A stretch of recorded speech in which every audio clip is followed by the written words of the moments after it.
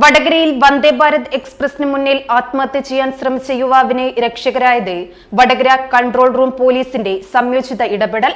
വടകരയ്ക്കും പയ്യോളിക്കുമിടയിലെ railway ട്രാക്കിലാണ് യുവാവ് ആത്മഹത്യയ്ക്ക് ശ്രമിച്ചത്. ഇത്രയും നല്ല വെളിച്ചെണ്ണ ഇപ്പോൾ നിങ്ങൾക്ക് വിപണിയിൽ ലഭിക്കുകയില്ല. സർവീസ് സഹകരണ ബാങ്ക് സംരംഭം. വടകരയിൽ വന്ദേ ഭാരത് എക്സ്പ്രസിന് മുന്നിൽ ആത്മഹത്യ ചെയ്യാൻ ശ്രമിച്ച യുവാവിനെ വടകര കൺട്രോൾ റൂം പോലീസിന്റെ സംയോജിത ഇടപെടലിൽ രക്ഷിച്ചു. ഇന്ന് രാവിലെ 8:05 സംഭവം.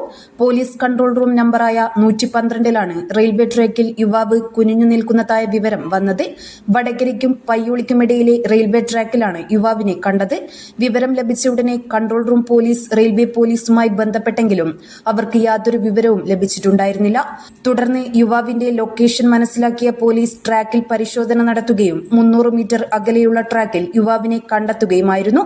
ഞാൻ ഇന്നലെ വടകര കൺട്രോൾ റൂമിൽ നൈറ്റ് ഡ്യൂട്ടി ഓഫീസറായിരുന്നു.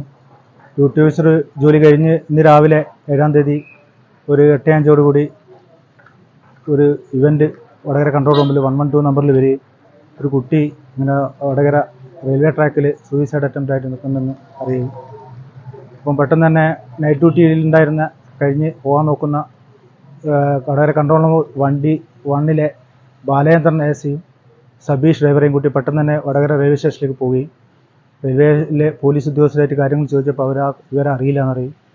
പെട്ടെന്ന് തന്നെ ഈ കുട്ടിയുടെ നമ്പർ കിട്ടുകയും കുട്ടീനെ ഞങ്ങൾ ഫോണിൽ കോൺടാക്ട് ചെയ്യുകയും ചെയ്തു. പിന്നെ റെയിൽവേ ട്രാക്കിലുണ്ട് ഇങ്ങനെ വളരെ കരഞ്ഞുകൊണ്ടുള്ളൊരു സംസാരമായിരുന്നു. ഒരു മാനസികമായിട്ട് വളരെ വിഷമമുള്ളതായിട്ട് എനിക്ക് ഫീൽ ചെയ്യും. പെട്ടെന്ന് തന്നെ ഞങ്ങൾ 3 പേര് ഒരുമിച്ച് ഒരു ടീമായിട്ട് ഓടി കുട്ടി പയ്യോളി ഭാഗത്തെ ട്രാക്കിലുള്ളതെന്ന് മനസ്സിലാക്കുകയും പെട്ടെന്ന് ഏകദേശം പ്ലാറ്റ്ഫോമിൽ ഒരു 300-350 മീറ്ററോളം ഓടി ശേഷം കുട്ടിയെ കാണുകയും കുട്ടീനെ ആ സമയത്ത് ട്രാക്കിൽ ഇങ്ങനെ കുമ്പിട്ട് നിൽക്കുകയായിരുന്നു.